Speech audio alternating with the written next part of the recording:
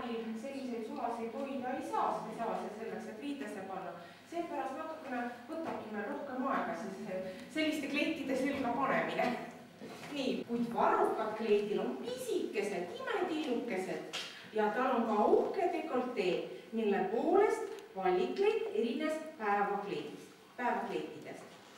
Musta värvi pallikleitid olid moes 1860. aastatel, sest see oli tingitud sellest, et ajastu sümbolil kuninganna Victorial suri abikaasa, keda ta väga leinas.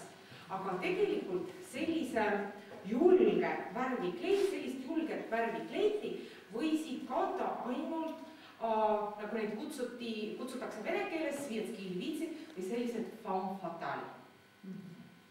Pani Antonia samuti kannab pikki kindaid, ilma milleta teda pallisaalile ligi ei lastagi ja muidugi on temal ilus lepik ja väga ilus pallisoeng, sest pallisoengud siis erinesid tavalistest päevasoengutest. Kuigi tundub, et selliste laiade sellikutega tantsida on ebamugav, ei ole see tegelikult nii. Daamid ja härrad lõbutsesid pidudel, kuna televiisori siis veel ei olnud, külastati ooperit ja teatrit ja käidi ballidel üsnagi tihti.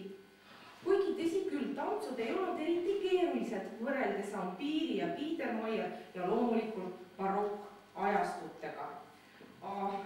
Kuna tol ajal rahval televiisorit, nagu ma ütlesin, ei olnud, internet ei olnud veel ka leiutatud, selleks, et meelt lahutada, nad teadsid väga palju tantse ja mõned nendest olid sellised nii-öelda pallimängud. Ühe sellise me tahaksime teile ka näidata. Virginia.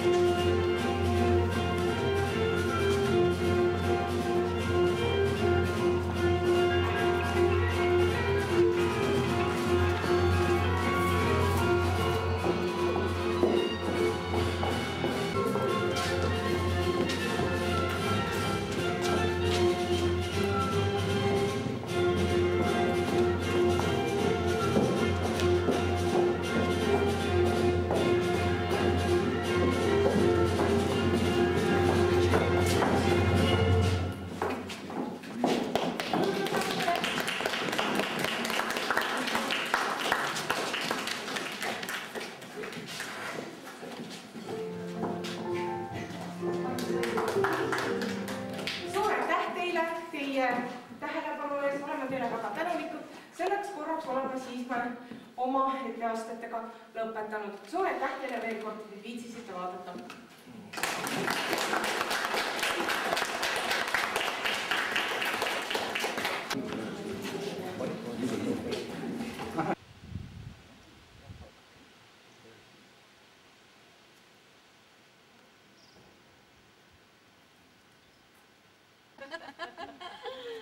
Аплодисменты!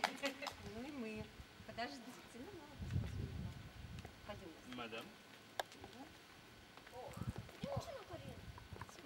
Я вас всех встречаю.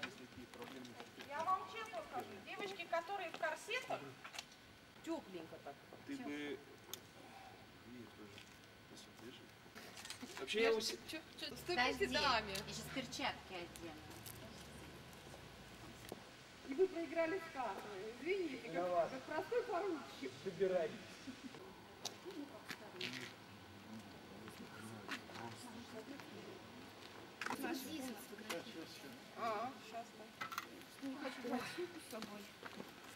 Ой, ну смотрите, распогодилось как.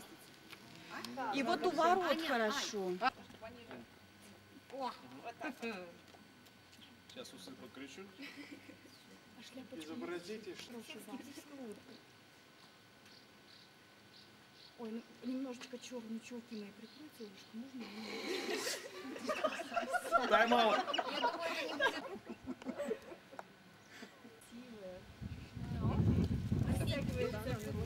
Ой, а можно прямо так по газону? По газону не жалко.